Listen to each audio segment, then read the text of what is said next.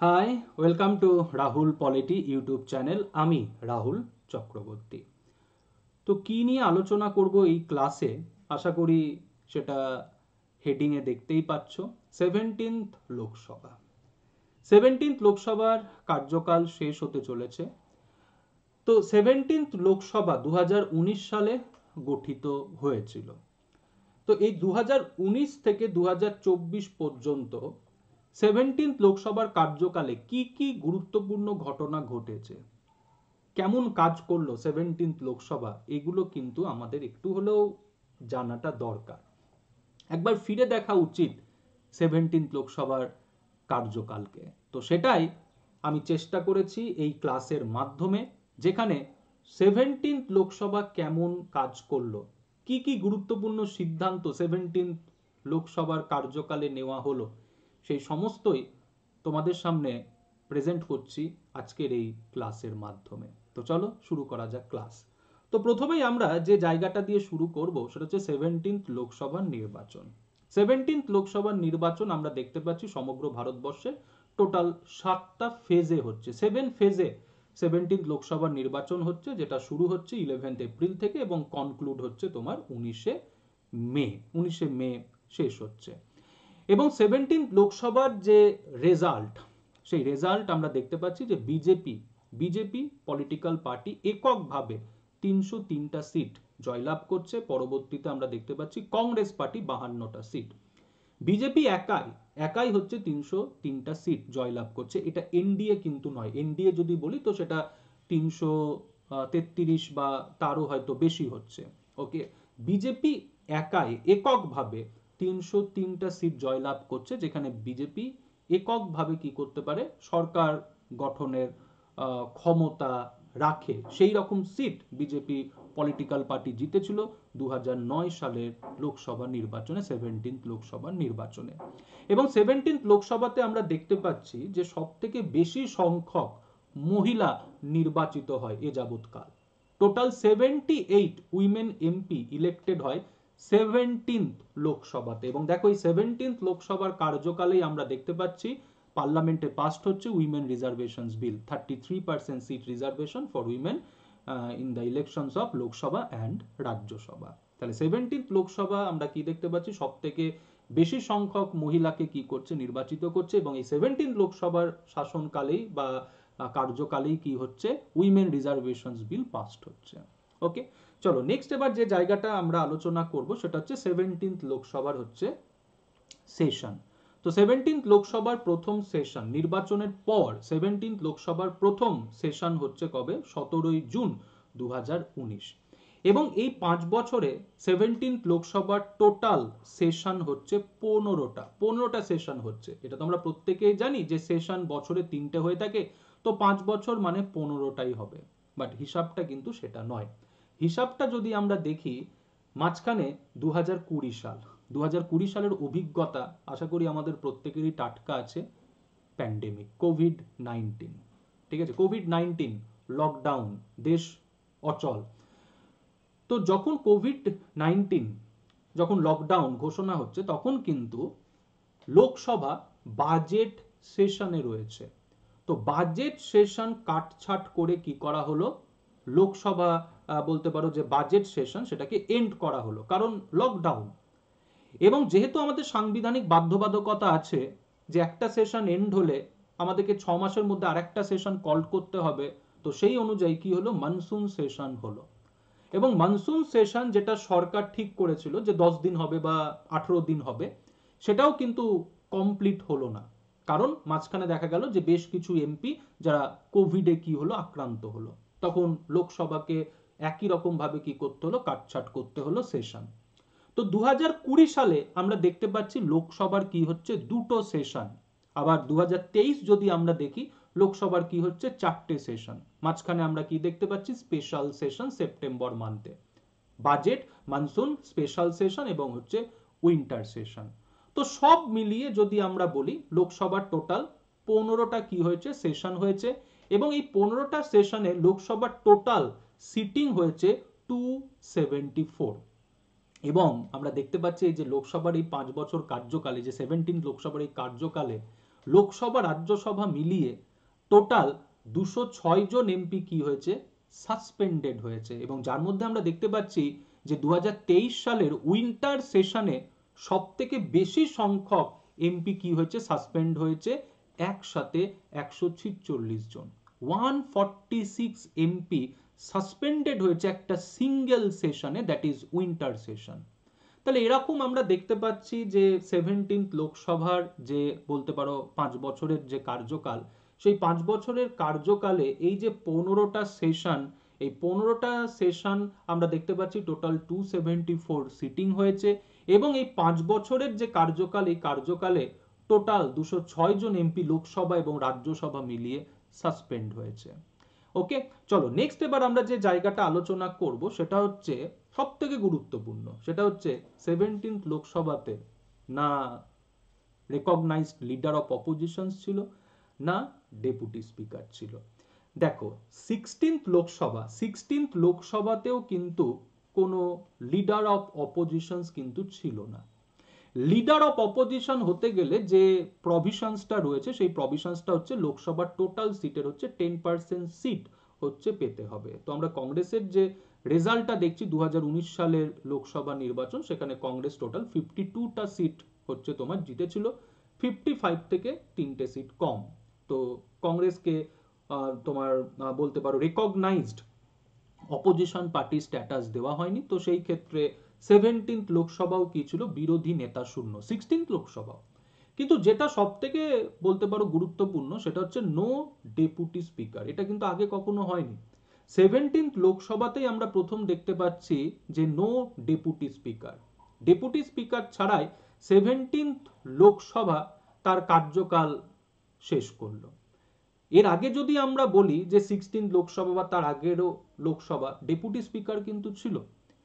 হ্যাঁ, no leader of opposition এটা 16th লোকসভাতে ছিল না, বা তার আগেও যদি আমরা দেখি এরকম কিছু লোকসভা আছে যেখানে কিন্তু নো লিডার অফ অপোজিশনস, কিন্তু নো ডেপুটি স্পিকার এটা কিন্তু আমরা দেখতে পাচ্ছি প্রথম, দ্যাট ইজ 17th লোকসভা। সংবিধান অনুযায়ী যেটা বলতে পারো বাধ্যবাধকতা, যে লোকসভাতে একজন স্পিকার এবং একজন ডেপুটি স্পিকার থাকবে। লোকসভার যারা মেম্বার তারা কি করবে, একজনকে স্পিকার এবং একজনকে ডেপুটি স্পিকার হিসাবে ইলেক্ট করবে। কিন্তু আমরা দেখতে পাচ্ছি লোকসভা স্পিকার ইলেক্ট করলো শ্রী ওম বিড়লাকে, কিন্তু 17th লোকসভা তার এই 5 বছর কার্যকালে ডেপুটি স্পিকার হিসাবে কাউকে ইলেক্ট করতে পারলো না। তো এটা কিন্তু বলতে পারো প্রথম আমরা দেখতে পাচ্ছি 17th লোকসভা যেখানে no deputy speaker, no deputy speaker. ঠিক আছে, এরপরে আমি যে জায়গাগুলো আলোচনা করব সেটা হচ্ছে এই যে 17th লোকসভায় যে 5 বছর যে কার্যকালী, 5 বছর কার্যকালে কি কি গুরুত্বপূর্ণ ঘটনা ঘটেছে। এখানে আমি যে ঘটনাগুলো তুলেছি সেগুলো আমার মনে হয়েছে খুবই গুরুত্বপূর্ণ, কিন্তু তোমাদের যদি মনে হয় যে এর বাইরেও কিছু গুরুত্বপূর্ণ ঘটনা আছে অবশ্যই সেটা তোমরা কমেন্ট করে জানাবে। আমার মনে হয়েছে যে না, এগুলোই সব থেকে বেশি গুরুত্বপূর্ণ, এগুলোই আমাদের একটুখানি জানাটা উচিত। তো প্রথমটাই চলে আসি হচ্ছে অ্যাবলিশন অফ ট্রিপল তালাক। দেখো ট্রিপল তালাক অ্যাবলিশ করার যে জাজমেন্ট, যখন সুপ্রিম কোর্ট বলছে যে তালাক ই বিদাত, ইনস্ট্যান্ট ট্রিপল তালাক আনকনস্টিটিউশনাল, এই জাজমেন্টটা কিন্তু 17th লোকসভার আগে। কিন্তু সুপ্রিম কোর্টের এই জাজমেন্টকে অনুসরণ করে আমরা দেখতে পাচ্ছি আমাদের পার্লামেন্টে কি হচ্ছে, একটা আইন পাস্ট হচ্ছে এই ট্রিপল তালাককে অ্যাবলিস্ট করার জন্য, যেখানে কি বলা হচ্ছে যে কোনো ব্যক্তি যদি তার ওয়াইফকে ট্রিপল তালাক দেয় তাহলে সেই ক্ষেত্রে সেই ব্যক্তিকে কি করা হবে, আইন অনুযায়ী শাস্তি দেওয়া হবে। তাহলে এই যে আইন, এই আইনটা আমাদের পাস্ট হচ্ছে কিন্তু 17th লোকসভাতে। পরবর্তী আমরা চলে আসি যেটা হচ্ছে জম্মু অ্যান্ড কাশ্মীরের যে স্পেশাল স্ট্যাটাস আর্টিকেল 370, সেটাকে কি করা হচ্ছে, অ্যাবলিস্ট করা হচ্ছে, সাসপেন্ড করা হচ্ছে। এবং 2023 সালে আমরা দেখতে পাচ্ছি সুপ্রিম কোর্ট আর্টিকেল 370 যে অ্যাব্রোগেশন সেটাকে কি বলছে, কনস্টিটিউশনাল। তাহলে 370 17th লোকসভা কি করছে, সাসপেন্ড করছে। 17th লোকসভার কার্যকালে 370 জম্মু অ্যান্ড কাশ্মীরের জন্য যে স্পেশাল স্ট্যাটাস, জম্মু অ্যান্ড কাশ্মীরের যে স্পেশাল কনস্টিটিউশন, এই সব কিছু কি হচ্ছে, সাসপেন্ড হচ্ছে এবং জম্মু অ্যান্ড কাশ্মীরকে রাজ্য থেকে কেন্দ্রশাসিত অঞ্চলে পরিণত করা হচ্ছে। এরপরে চলে আসি Anglo Indian nomination suspended. 104 amendment act, যার মাধ্যমে লোকসভা এবং বিধানসভাতে অ্যাংলো ইন্ডিয়ান নমিনেশনের যে প্রভিশনস, সেটা কি হলো, সাসপেন্ডেড হলো। এসসি এসটির যে রিজার্ভেশন লোকসভা বিধানসভার ক্ষেত্রে সেটাকে এক্সটেন্ড করা হলো 2030 পর্যন্ত, কিন্তু অ্যাংলো ইন্ডিয়ান যে নমিনেশনটা ছিল লোকসভা এবং বিধানসভার ক্ষেত্রে সেটাকে কি করা হলো, সাসপেন্ড করা হলো 104 কনস্টিটিউশনাল অ্যামেন্ডমেন্ট অ্যাক্টের দ্বারা। ওকে, এরপরে তো চলে আসি যেটা হচ্ছে কোভিড-19 প্যান্ডেমিক। এটা নিয়ে তো আর আলাদা করে কোনো কিছু বলার দরকার নেই। 2020 আমরা দেখতে পাচ্ছি এই যে কোভিড-19 যে মহামারী, সেই মহামারীর কারণে দেশ কি হলো, অচল হয়ে গেল। লকডাউন, ঠিক আছে, লকডাউন, যেখানে পার্লামেন্ট মিট করতে পারছে না, যেখানে লোকসভাকে কি করতে হচ্ছে, বাজেট সেশন কাটছাট করে এন্ড করতে হচ্ছে, মনসুন সেশন 10 দিন 12 দিন করে বন্ধ করে দিতে হচ্ছে। কিন্তু সেই পরিস্থিতিতেও যদি আমরা দেখি লোকসভা কিন্তু যে কটা দিন পেরেছে, 7 দিন হোক 10 দিন হোক, কাজ করেছে। ঠিক আছে, গুরুত্বপূর্ণ আইনগুলোকে পাস করিয়েছে। আমরা দেখেছি কোভিড এই সিচুয়েশনসকে কন্ট্রোল করার জন্য বেশ কিছু গুরুত্বপূর্ণ আইন কি করা হয়েছিল, অ্যামেন্ড করা হয়েছিল, তাই তো। এবং সেই আইনগুলোকে অ্যামেন্ড করা হয়েছিল অর্ডিন্যান্সের মাধ্যমে, এবং সেই অর্ডিন্যান্সগুলোকে যখন মনসুন সেশনে পার্লামেন্ট মিট করছে তখন দ্রুততার সাথে কি করা হলো, সেই আইনগুলোকে হচ্ছে পাস করা হলো, সেই অর্ডিন্যান্সগুলোকে অ্যাপ্রুভ করা হলো। কারণ কি, সেই সময় আমাদের ওই আইনগুলোকে যদি আমরা পাস করাতে না পারতাম তাহলে অনেক কিছু বলতে পারো অসুবিধা আমাদের প্রশাসন কি হতো, সম্মুখীন হতো। তো আমরা দেখলাম কোভিড-19 ওই যে সিচুয়েশন, ওই যে প্যান্ডেমিক, সেই প্যান্ডেমিকে আমরা দেখলাম যে লোকসভা যে কটা দিন পেরেছে সে কটা দিন কি করেছে, কাজ করেছে। কারণ সেই সময়তে আমরা কি দেখতে পাচ্ছি, দেশ অচল, লকডাউন। তো বলতে পারো এই যে 17th লোকসভা, এই 5 বছর, এই 5 বছরের যেটা সব থেকে বড় আমি মনে করি ঘটনা ছিল, সেটা হচ্ছে কোভিড-19 প্যান্ডেমিককে হচ্ছে ফেস করা। ওকে, আচ্ছা, এরপরে চলে আসি পরবর্তী, যেটা হচ্ছে মণিপুরের এথনিক কনফ্লিক্ট। ঠিক আছে, কনফ্লিক্ট, মেইতি এবং কুকি, এই যে দুটো সম্প্রদায়, এই দুটো সম্প্রদায়ের মধ্যে বলতে পারো একটা সমস্যা, এবং যে সমস্যাটা একটা গুরুতর বলতে পারো আকার নেয়। তারপরে চলে আসি ইন্ডিয়ার G20 প্রেসিডেন্সি। সাকসেসফুলি ইন্ডিয়া কি করলো, তার যে প্রেসিডেন্সি G20 সেটাকে কমপ্লিট করলো। তারপরে চলে আসি পরবর্তী যে গুরুত্বপূর্ণ ঘটনা, সেটা হচ্ছে কি, যে আমাদের পার্লামেন্ট যে হাউস, সেই পার্লামেন্ট হাউস কি হলো, শিফট হলো ওল্ড পার্লামেন্ট বিল্ডিং থেকে নিউ পার্লামেন্ট বিল্ডিং এ। এবং তারপরে চলে আসি যেটা একদম বলতে পারো শেষে, সেটা হচ্ছে সিকিউরিটি ব্রিচ পার্লামেন্টে। বেশ কিছু মানুষ যারা পার্লামেন্টে ঢুকে গিয়ে কি করে, প্রতিবাদ করে। ঠিক আছে, তাহলে এরকম বলতে পারো ঘটনা যেগুলো ঘটেছে 17th লোকসভার কার্যকালে। কিন্তু আমি আবারও বলছি, এর বাইরেও আরো অনেক ঘটনা ঘটেছে। তো সেইগুলো যদি তোমাদের মনে হয় যে আমাদের জানাটা উচিত, অবশ্যই সেটা কিন্তু তোমরা কমেন্ট করে জানাবে। আমার মনে হয়েছে হ্যাঁ এইগুলো গুরুত্বপূর্ণ, আমি এগুলো তুলে ধরলাম, কিন্তু এর বাইরেও আরো অনেক গুরুত্বপূর্ণ ঘটনা ঘটেছে। তো সেইগুলো যদি মনে হয় তোমাদের, অবশ্যই কমেন্ট করে জানাবে। আচ্ছা, এরপরে চলে আসি যেটা হচ্ছে যে 17th লোকসভা, 16 লোকসভা, 17th লোকসভা, এই দুটো লোকসভাতেই নরেন্দ্র মোদী গভর্নমেন্ট কি করে, নো কনফিডেন্স মোশন হচ্ছে ফেস করে। 2018 সালে, ঠিক আছে, 2019 সালে নির্বাচন ছিল, 2018 সালে Narendra Modi government no confidence motion face করে। 2024 সালে নির্বাচন, এবং এখানেও আমরা দেখতে পাচ্ছি 2023 সালে নরেন্দ্র মোদী গভর্নমেন্ট হচ্ছে নো কনফিডেন্স মোশন ফেস করে। এবং এই যে দুটো নো কনফিডেন্স মোশন 2018 এবং 2023, এই দুটো নো কনফিডেন্স মোশনেই কিন্তু নরেন্দ্র মোদী গভর্নমেন্ট বলতে পারো জয়লাভ করে। ঠিক আছে, তো আমরা দেখতে পাচ্ছি August 2023 a motion of no confidence was moved and discussed in Lok Sabha. কে মুভ করেছিলেন, কংগ্রেস লিডার গৌরব গগৈ। কিন্তু এই নো কনফিডেন্স মোশন কি হয়, লোকসভাতে হচ্ছে ডিফিটেড হয়। কারণ নরেন্দ্র মোদী সরকারের সাথে যে মেজরিটি, যেটা আমরা দেখলাম যে 2019 সালের যে নির্বাচন, সেই নির্বাচনে বিজেপি পার্টি এককভাবে কি পেয়েছিল, সংখ্যাগরিষ্ঠতা পেয়েছিল 303টা সিট। তো সেই ক্ষেত্রে এই নো কনফিডেন্স মোশনে নরেন্দ্র মোদী গভর্নমেন্ট জয়লাভ করবে, এটা নিয়ে কোনো সংশয় ছিল না। কিন্তু হ্যাঁ, এইটুকুনটা বলতে পারি যে নরেন্দ্র মোদী গভর্নমেন্ট, ঠিক আছে, নরেন্দ্র মোদীর যে 10 বছরের যে প্রধানমন্ত্রিত্ব কাল, এই 10 বছরের প্রধানমন্ত্রিত্ব কালে কিন্তু তিনি দুবার কি করলেন, নো কনফিডেন্স মোশন ফেস করলেন। 16th লোকসভাতেও তিনি নো কনফিডেন্স মোশন ফেস করেছিলেন এবং 17th লোকসভাতেও, এবং দুটো ক্ষেত্রেই দেখো এটা মানে বলতে পারো যাই হোক না কেন, বিষয়টা হচ্ছে এরকম যে 2019 সালে নির্বাচন ছিল, 2018 সালে নো কনফিডেন্স মোশন ওনার বিরুদ্ধে আনা হয়, এখানেও দেখো 2024 সালে নির্বাচন এবং নো কনফিডেন্স মোশন 2023 সালে, এবং উনি পার্লামেন্টে এই কথাটাই বলছেন যে নো কনফিডেন্স মোশন তার কাছে বলতে পারো একটা লাকি বিষয়, এবং তিনি এটাই বলছেন যে হ্যাঁ 2018 সালে আমি ফেস করেছি, আমি 2019 সালে জয়লাভ করেছি, 2023 সালে আমি ফেস করলাম, আমি 2024 সালে জয়লাভ করব। যখন ওই নো কনফিডেন্স মোশনের ডিবেট হচ্ছে, সেই ডিবেটে তিনি এই বক্তব্যটা পেশ করছেন যে নো কনফিডেন্স মোশন তার ক্ষেত্রে একটা বলতে পারো লাকি একটা ব্যাপার। তো যাই হোক, আমরা যে বিষয়টা নিয়ে আলোচনা করছি, যে বিষয়টা সেটা হচ্ছে এটাই যে 2023 সালে নরেন্দ্র মোদী গভর্নমেন্ট কি করছে, লোকসভাতে নো কনফিডেন্স মোশন ফেস করছে। তাহলে 16th লোকসভাতেও আমরা কি দেখতে পাচ্ছি, নো কনফিডেন্স মোশন, এবং 17th লোকসভাতেও আমরা কি দেখতে পাচ্ছি, নো কনফিডেন্স মোশন। হ্যাঁ, এবার বলে রাখি এখানে আরেকটা বিষয় যে অ্যাডজর্নমেন্ট মোশন। অ্যাডজর্নমেন্ট মোশন তোমরা যারা জানো, ঠিক আছে, যারা জানো না তাদেরকে বলে রাখি অ্যাডজর্নমেন্ট মোশন মানে কি। অ্যাডজর্নমেন্ট মোশন মানে হচ্ছে লোকসভার যে ফিক্সড যে শিডিউল, ঠিক আছে, লোকসভার যে এজেন্ডা, সেই এজেন্ডাটাকে আমরা সাসপেন্ড করে কি করতে পারি, কোন একটা গুরুত্বপূর্ণ বিষয় নিয়ে আলোচনা করতে পারি। মানে কি, লোকসভার যে ফিক্সড যে শিডিউল, সেই শিডিউলটাকে আমরা ইন্টারাপ্ট করে আমরা সেই জায়গাতে একটা পাবলিক ইম্পর্টেন্স ম্যাটার নিয়ে ডিসকাশনস করতে পারি। 16th লোকসভাতেও অ্যাডজর্নমেন্ট মোশন ছিল না, 17th লোকসভাতেও কিন্তু অ্যাডজর্নমেন্ট মোশন নেই, ঠিক আছে। তো 16th এবং 17th এই দুটো লোকসভাতে কিন্তু অ্যাডজর্নমেন্ট মোশন কি হয়নি, মুভ হয়নি, ঠিক আছে, ক্লিয়ার।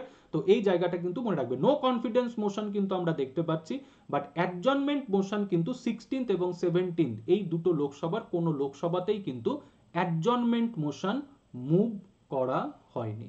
ওকে, আচ্ছা চলে আসি পরবর্তী, এবার যেটা আমরা আলোচনা করব যে এই যে 17th লোকসভা, এই 17th লোকসভাতে কি কি বিল পাসড হলো। একবার হেডিংটা দেখতে পাচ্ছ, 222টা বিল। তো বুঝতেই পারছো এই 222টা বিলের লিস্ট যদি আমি নিয়ে আসি যে এই বিল পাসড হয়েছে, এই বিল ইন্ট্রোডিউসড হয়েছে, ঠিক আছে, তো ব্যাপারটা কি, তোমরা পাগল হয়ে যাবে এবং আমি পড়াতে গিয়ে আমিও পাগল হয়ে যাব। তো এই 222টা বিলের মধ্যে যে বিলগুলো আমার মনে হয়েছে গুরুত্বপূর্ণ, যেগুলো আমাদের জানাটা দরকার, তো সেইগুলোকে আমি একটুখানি প্রেজেন্ট করছি তোমাদের সামনে। তো প্রথমটাই ওই যে Muslim women protection of rights on marriage act 2019, supreme কোর্টের যে অর্ডার, ঠিক আছে, ট্রিপল তালাককে আনকনস্টিটিউশনালের যে অর্ডার, সেই অর্ডারের সাথে সামঞ্জস্য রেখে কি হচ্ছে, এই আইনটা হচ্ছে আমাদের পার্লামেন্টে পাসড হচ্ছে, এবং এই আইনে ইনস্ট্যান্ট ট্রিপল তালাককে, তালাক ই বিদাতকে কি বলা হচ্ছে, অফেন্স। যে কোনো মুসলিম হাজবেন্ড যদি তার ওয়াইফকে ইনস্ট্যান্ট ট্রিপল তালাক যদি দেয়, তাহলে তাকে কি করা হবে, এই আইন অনুযায়ী শাস্তি দেওয়া হবে। সেকেন্ড চলে আসি জম্মু অ্যান্ড কাশ্মীর রিঅর্গানাইজেশন বিল, যার মাধ্যমে আমরা জম্মু অ্যান্ড কাশ্মীরকে কি করছি, কেন্দ্র শাসিত অঞ্চলে পরিণত করছি, এবং জম্মু অ্যান্ড কাশ্মীর ভেঙে দুটো কেন্দ্র শাসিত অঞ্চল, একটা হচ্ছে জম্মু অ্যান্ড কাশ্মীর আর একটা হচ্ছে লাদাখ। এবং আর্টিকেল 370 কে বাতিল করার জন্য প্রেসিডেন্সিয়াল যে অর্ডার, সেই অর্ডারও কি হচ্ছে 2019 সালে কি হচ্ছে, ইস্যু হচ্ছে, ঠিক আছে। প্রেসিডেন্সিয়াল অর্ডারের মাধ্যমে কি হচ্ছে, আর্টিকেল 370, আর্টিকেল 35A সাসপেন্ডেড হচ্ছে। তো এই প্রেসিডেন্সিয়াল অর্ডারও হচ্ছে তোমার 2019 সালে 17th লোকসভার কার্যকালে। এরপরে চলে আসি citizenship amendment bill 2019। Citizenship amendment bill 2019 passed হচ্ছে 17th লোকসভার কার্যকালে।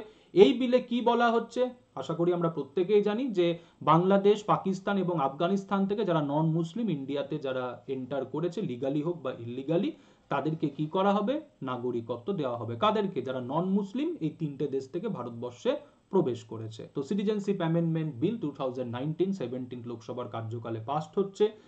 17th লোকসভার কার্যকালে পাসড হচ্ছে 106 কনস্টিটিউশন অ্যামেন্ডমেন্ট বিল, যার উদ্দেশ্য হচ্ছে লোকসভা এবং বিধানসভার নির্বাচনের ক্ষেত্রে মহিলাদের জন্য 33% সিট হচ্ছে রিজার্ভ রাখা। এছাড়াও আমি আগে আলোচনা করলাম যে এই যে 17th লোকসভায় 17th লোকসভার কার্যকালে পাসড হচ্ছে 104 কনস্টিটিউশনাল অ্যামেন্ডমেন্ট বিল, যেখানে আমরা কি দেখতে পাচ্ছি, লোকসভা এবং বিধানসভা নির্বাচনে এসসি এবং এসটিদের রিজার্ভেশন 2030 অব্দি এক্সটেন্ড করা হচ্ছে এবং একই সাথে এই কনস্টিটিউশন অ্যামেন্ডমেন্ট অ্যাক্টের দ্বারা অ্যাংলো ইন্ডিয়ান যে নমিনেশন লোকসভা এবং বিধানসভাতে সেটা হচ্ছে সাসপেন্ডেড হচ্ছে। তাহলে আমরা দেখতে পাচ্ছি এই 17th লোকসভার কার্যকালে দুটো খুব গুরুত্বপূর্ণ কনস্টিটিউশনাল অ্যামেন্ডমেন্ট অ্যাক্ট কিন্তু পাসড হচ্ছে, যার মধ্যে একটা হচ্ছে 106 আর একটা হচ্ছে 104। ওকে, আচ্ছা, এরপরে চলে আসি 17th লোকসভার কার্যকালে আমরা দেখতে পাচ্ছি তিনটে ফার্ম ল পাসড হচ্ছে। প্রথমটা আমরা কি দেখতে পাচ্ছি, farmers empowerment and protection agreement on price assurance and farm service act. এই আইনটার উদ্দেশ্য ছিল বলতে পারো কন্ট্রাক্ট ফার্মিং। এই আইনটার উদ্দেশ্য ছিল কন্ট্রাক্ট ফার্মিং, যে যারা কৃষক তারা কোনো একটা ব্যক্তি বা প্রতিষ্ঠানের সাথে কি করবে, এগ্রিমেন্ট করবে, এগ্রিমেন্ট করে হচ্ছে তোমার তারা সেই যে এগ্রিকালচার যে প্রডিউস সেটাকে তারা হচ্ছে যার সাথে এগ্রিমেন্ট করবে তাকে ওই প্রাইসে হচ্ছে বিক্রি করবে, যেটাকে আমরা বলছি কন্ট্রাক্ট হচ্ছে ফার্মিং। সেকেন্ড যেটা সেটা হচ্ছে farm produce trade and commerce promotion and facilitation act. এই আইনটার উদ্দেশ্য ছিল যে একজন কৃষক তার যে কৃষিজাত যে দ্রব্য সেটা সে যে কোনো প্লেসে কি করতে পারবে, বিক্রি করতে পারবে, সেটা উইদিন স্টেট বা আউটসাইড স্টেট। মানে একজন কৃষক তার যে প্রডিউস সেই প্রডিউস তার মতো করে কি করতে পারবে, বিক্রি করতে পারবে। মানে তাকে ওই মান্ডিতে গিয়ে বা কোথাও গিয়ে বিক্রি করতে হবে তা নয়, সে তার মতো করে কি করবে, তার প্রডিউস হচ্ছে বিক্রি করবে। ওকে, যেখানে বলতে পারো কৃষকদের একটা ক্ষমতা দেওয়া হচ্ছে, যে ক্ষমতাটা হচ্ছে এটাই যে তারা তাদের মতো করে কি করবে, হচ্ছে যে প্রডিউসটা তারা করছে সেটা তারা বিক্রি করবে। ওকে, আর পরেরটা হচ্ছে এসেনশিয়াল কমোডিটিজ অ্যামেন্ডমেন্ট অ্যাক্ট 2020। এই অ্যাক্টে যে বলা হচ্ছে যে আমাদের যে খাদ্য শস্য বা খাদ্য যে দ্রব্যগুলো সেইগুলো আমরা প্রাইস রাইস বা কোনো একটা ইমার্জেন্সি সিচুয়েশনে আমরা কি করব, সেটাকে হচ্ছে রেগুলেট করব। প্রাইস রাইস বা কোনো একটা ইমার্জেন্সি সিচুয়েশন দেখা যাচ্ছে তোমার ওই বেআইনি মজুদ, এরকম সিচুয়েশনে আমরা কি করব, এই খাদ্য শস্য বা খাদ্য দ্রব্যগুলোকে রেগুলেট করব। তো যাই হোক, এই যে তিনটে ফার্ম ল, এই তিনটে ফার্ম ল এর বিরুদ্ধে আমরা কি দেখলাম, ভারতবর্ষ জুড়ে কৃষকদের হচ্ছে প্রতিবাদ, যেখানে আমরা দেখলাম মানে বহুদিন ধরে কৃষকরা দিল্লির রাস্তায়, ঠিক আছে, তারা কি করলো, আন্দোলন করলো। তো সেই আন্দোলনের পরিপ্রেক্ষিতে আমরা দেখলাম যে কেন্দ্র সরকার এই যে তিনটে ফার্ম ল, এই তিনটে ফার্ম লকে কি করলো, বাতিল করে দিল। 2021 সালে কি হলো, আইন পাশ করে এই তিনটে আইনকেই হচ্ছে বাতিল করে দেওয়া হলো। কন্ট্রাক্ট ফার্মিং, কৃষকরা তাদের প্রডিউস কি করতে পারবে, তাদের মতো করে হচ্ছে সেল করতে পারবে, এবং হচ্ছে এসেনশিয়াল কমোডিটিজ অ্যামেন্ডমেন্ট অ্যাক্ট। ঠিক আছে, এই তিনটে যে ফার্ম ল, এই তিনটে ফার্ম লই কেন্দ্র সরকার কি করলো, 2021 সালে বিল এনে বাতিল করে দিল। ঠিক আছে, এরপরে চলে আসি পরবর্তী, যেটা হচ্ছে জন বিশ্বাস বিল। ঠিক আছে, এই জন বিশ্বাস বিলে আমরা কি দেখলাম, কম বেশি 42টা, জেনে রাখো, কম বেশি 42টা আইনকে কি করা হলো, অ্যামেন্ড করা হলো। এই 42টা আইনকে অ্যামেন্ড করার যে পারপাস, সেই পারপাসটা হচ্ছে এটাই যে এই সমস্ত আইনে যে সমস্ত বিষয়গুলোকে দেখা যাচ্ছে অপরাধ হিসাবে ঘোষণা করা হয়েছে, যেখানে হয়তো শাস্তি হিসাবে রয়েছে ইমপ্রিজনমেন্ট, তো সেই অপরাধগুলোকে, সেই অফেন্সগুলোকে ডিক্রিমিনালাইজ করা হলো। যেখানে ইমপ্রিজনমেন্ট বলা হয়েছে সেখানে দেখা যাচ্ছে সিম্পল পেনাল্টি প্রেসক্রাইব করা হলো। কেন? মানুষের জীবনকে সহজতর করার জন্য, মানুষের কাজকর্মকে সহজতর করার জন্য, সরকারের যে ডিপার্টমেন্টগুলো কাজ করছে তাদের কাজকর্মগুলোকে ইজি করার জন্য। ঠিক আছে, তো এরকম আমরা দেখতে পাচ্ছি টোটাল তোমার 42টা বলতে পারো আইন, এই 42টা আইনের বলতে পারো কম বেশি 180টা বলতে পারো প্রভিশনস, যেগুলো বলতে পারো কোনো না কোনো কাজকে ক্রিমিনাল অফেন্স বলছে, সেখানে একটা স্ট্রিক্ট পানিশমেন্টের প্রভিশনস রয়েছে। তো সেইগুলোকে কি করা হলো, অ্যামেন্ড করা হলো, এবং অ্যামেন্ড করে সেইগুলোকে সিম্পল বলতে পারো ফাইন বা পেনাল্টির মধ্যে রাখা হলো। তাহলে কেন এই 42টা আইন এবং এই সংশোধনটা করা হলো? যাতে মানুষের জীবন সহজতর হয়, মানুষ যাতে সহজভাবে তাদের কাজকর্ম করতে পারে। মানে অনেক সময় তো আমরা আইন কানুনের কারণে কাজ করতে পারি না, ঠিক আছে, আইন কানুনে কাজ করতে পারি না। তাহলে সেই সমস্ত আইন কানুন যেগুলো দেখা যাচ্ছে গুরুতর অপরাধ নয়, যে কাজগুলো বলতে পারো সেইভাবে অপরাধ হিসাবে বিবেচিত হওয়ার প্রয়োজন নেই, হ্যাঁ, হতে পারে যদি সেই অপরাধ কেউ করে তাহলে সেই ক্ষেত্রে তাকে আমরা একটা সিম্পল ফাইন বা পেনাল্টি করতে পারি, ওই ইমপ্রিজনমেন্ট ব্যাপারটা অতদূর যাওয়ার প্রয়োজন নেই। তো সেইভাবে কি করা হলো, সেই সমস্ত আইনগুলোকে, আইনের প্রভিশনস গুলোকে অ্যামেন্ড করা হলো, জন বিশ্বাস বিল। ওকে, এবং তারপরে আমরা দেখতে পেলাম লেটেস্ট যেটা, সেটা হচ্ছে চিফ ইলেকশনস কমিশনার এবং ইলেকশনস কমিশনারদের অ্যাপয়েন্টমেন্টের ক্ষেত্রে সুপ্রিম কোর্টের অর্ডার অনুযায়ী কি করা হলো, একটা 3 মেম্বার বডি আনা হলো, যে 3 মেম্বার বডি কি করবে, প্রেসিডেন্টকে রেকমেন্ড করবে ইলেকশনস কমিশনারদের অ্যাপয়েন্টমেন্টের ক্ষেত্রে। এবং রিসেন্টলি আমি আজকে যে ক্লাসটা নিচ্ছি বা রেকর্ড করছি, আজকেও আমি দেখলাম যেখানে সুপ্রিম কোর্ট বলল যে এই আইনের ওপর স্টে অর্ডার আনার কোনো জায়গা নেই। ঠিক আছে, কারণ এই যে আইনটা, এই আইনটা কিন্তু সুপ্রিম কোর্টে চ্যালেঞ্জ হয়েছে। ঠিক আছে, তো সেখানে সুপ্রিম কোর্ট কিন্তু বলেছে, আজকেও আমি দেখলাম পেপারে যেখানে সুপ্রিম কোর্ট বলছে যে না, এই আইনের ওপর স্টে অর্ডার আনার কোনো প্রভিশনস নেই বা কোনো জায়গা নেই। তো এই গুরুত্বপূর্ণ আইনগুলো কি হয়েছে, এই 17th লোকসভার কার্যকালে পাস্ট হয়েছে। এবং 17th লোকসভার কার্যকালে আমরা দেখতে পাচ্ছি আমাদের ভারতবর্ষের যে ক্রিমিনাল যে লজ বা পেনাল যে লজ, সেই পেনাল লজও কি হলো, অ্যামেন্ড হলো। আমরা কি দেখতে পাচ্ছি, ভারতীয় ন্যায় সংহিতা, ভারতীয় নাগরিক সুরক্ষা সংহিতা, ভারতীয় সাক্ষা অ্যাক্ট। ঠিক আছে, তো এই যে আইনগুলো, এই আইনগুলো হচ্ছে অ্যাকচুয়ালি ইন্ডিয়ান পিনাল কোড, এটা হলো ভারতীয় ন্যায় সংহিতা নামে। Code of criminal procedure CrPC হলো হচ্ছে ভারতীয় সুরক্ষা সংহিতা, ভারতীয় নাগরিক সুরক্ষা সংহিতা। এবং এভিডেন্স অ্যাক্ট, উইটনেস, ঠিক আছে, তো এটাই হলো ভারতীয় সাক্সিয়া অ্যাক্ট। ঠিক আছে, তাহলে আমরা দেখতে পাচ্ছি যে আমাদের যে তিনটে বলতে পারো ক্রিমিনাল লজ বা পেনাল লজ, এই পেনাল লজও কি হলো, সংশোধন হলো। তাহলে ক্রিমিনাল যে লজ, সেই লজের ক্ষেত্রেও কিন্তু 17th লোকসভার ক্ষেত্রে কি আনা হলো, রিফর্মস আনা হলো। তাহলে 17th এই যে লোকসভা, এই লোকসভার কার্যকালে কিন্তু আমরা দেখতে পাচ্ছি বেশ কিছু গুরুত্বপূর্ণ কিন্তু আইন পাস্ট হয়েছে। অ্যামেন্ডমেন্ট অ্যাক্ট যেরকম হয়েছে, সেরকম সাধারণ যে আইন, সেই আইনগুলোও কিন্তু পাস্ট হয়েছে, খুব গুরুত্বপূর্ণ। ওকে, আচ্ছা, এরপরে চলে আসি যে জায়গাটা আমরা আলোচনা করব, সেটা হচ্ছে যে 17th লোকসভা আমরা কি দেখলাম, 222টা বিল পাস্ট করেছে। কিন্তু কিছু এরকম বিল আছে যে বিলগুলো কিন্তু 17th লোকসভাতে কি আছে, পেন্ডিং আছে। তো দেখা যাচ্ছে এরকম চারটে বিল, যে চারটে বিল কি হতে পারে, ল্যাপসড হতে পারে। কারণ আমরা জানি যে লোকসভা ডিজলভের কারণে বিল কি হয়ে থাকে, ল্যাপসড হয়ে থাকে। তাহলে যে চারটে বিল ল্যাপসড হবে তার মধ্যে তিনটে খুবই গুরুত্বপূর্ণ। একটা দেখতে পাচ্ছ, interstate river water dispute amendment bill. এই বিলটার উদ্দেশ্য হচ্ছে পার্মানেন্ট ওয়াটার ট্রিব্যুনাল গঠন করা। ঠিক আছে, পার্মানেন্ট ওয়াটার ট্রিব্যুনাল গঠন করার জন্য হচ্ছে এই বিলটা পার্লামেন্টে ইন্ট্রোডিউসড হয়েছে। Prohibition of child marriage amendment bill, যেখানে গার্ল চাইল্ডের ম্যারেজ এজ 18 থেকে 21 করার কি করা হয়েছে, প্রস্তাব করা হয়েছে। এবং ইলেকট্রিসিটি অ্যামেন্ডমেন্ট বিল। তাহলে এই যে বিলগুলো, এই বিলগুলো কিন্তু 17th লোকসভার কার্যকালে কি হয়েছে, ইন্ট্রোডিউসড হয়েছে। তো এই বিলগুলো পেন্ডিং আছে।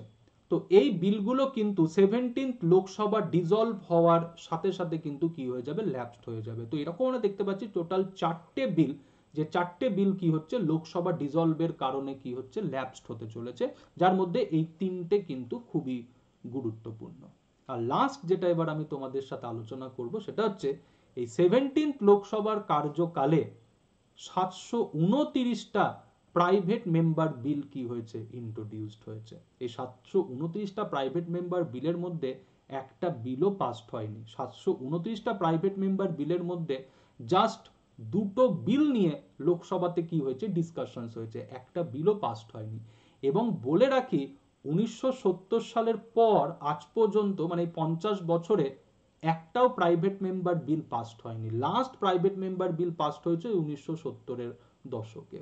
সেটা হচ্ছে সুপ্রিম কোর্টের ক্রিমিনাল জুরিসডিকশন যে পাওয়ার, সেটাকে ইনক্রিজ করার জন্য। তো 1970s এর পর আজ পর্যন্ত পার্লামেন্টে কোনো প্রাইভেট মেম্বার বিল পাসড হয়নি। এখনো পর্যন্ত আমাদের পার্লামেন্টে টোটাল 14টা প্রাইভেট মেম্বার বিল পাসড হয়েছে এবং লাস্ট হচ্ছে 1970। তো 729টা প্রাইভেট মেম্বার বিল এই 17th লোকসভাতে কি হয়েছে, ইন্ট্রোডিউসড হয়েছে, যার মধ্যে একটাও বিল পাসড হয়নি। আর দুটো বিল কি হয়েছে, জাস্ট হচ্ছে তোমার ডিসকাসড হয়েছে। ঠিক আছে, তো আজকের এই ক্লাসের আমাদের যে উদ্দেশ্যটা ছিল, আশা করি সেই উদ্দেশ্যটা আমি পূরণ করতে পেরেছি, যেখানে আমাদের উদ্দেশ্যটা ছিল হচ্ছে 17th লোকসভার যে কার্যকাল, 17th লোকসভার সময়কালে যে ঘটনাগুলো, সেই ঘটনাগুলোকে হচ্ছে ফিরে দেখা। তো 18th লোকসভার নির্বাচন আর কিছুদিনের মধ্যেই রয়েছে। তো 18th লোকসভা আশা করি আরো ভালো কাজ করবে 17th লোকসভার থেকে, কারণ এখানে আমরা দেখতে পাচ্ছি যে লাস্ট যে স্পিকার দিচ্ছেন লোকসভাতে, সেখানে স্পিকার বলছেন যে 97% কি ছিল, 17th লোকসভা হচ্ছে প্রোডাক্টিভ। তো সেই ক্ষেত্রে অবশ্যই এটা আমরা আশা রাখবো যে 18th লোকসভা আরো ভালো কাজ করবে 17th লোকসভার থেকে। আরো ভালো ভালো বলতে পারো সংস্কার বা আইন বা যাই প্রয়োজন ভারতের মানুষের জন্য, সেইগুলো হয়তো 18th লোকসভা হয়তো পূরণ করবে। তো সেই আশাতেই আমরা 18th লোকসভার নির্বাচনে আমরা প্রত্যেকেই পার্টিসিপেট করব, আমরা প্রত্যেকেই ভোট দেব, কারণ ভোট দেওয়াটা কিন্তু আমাদের শুধুমাত্র অধিকার নয়, ভোট দেওয়াটা কিন্তু যতই আমাদের কর্তব্যের মধ্যে উল্লেখ না থাকুক, এটা কিন্তু কর্তব্য, কারণ একটা ভোট আমরা মনে করি যে একটা জাতি গঠনের ক্ষেত্রে খুবই গুরুত্বপূর্ণ। তো 18th লোকসভার নির্বাচন আর কিছুদিনের মধ্যে রয়েছে, যাদের ভোটাধিকার রয়েছে তারা প্রত্যেকেই কিন্তু ভোটটা দেবে। তো চলো সবাই ভালো থাকো, সুস্থ থাকো, দেখা হবে পরবর্তী ক্লাসে এরকমই আরেকটা গুরুত্বপূর্ণ আলোচনা নিয়ে। সবাই ভালো থাকো, সুস্থ থাকো।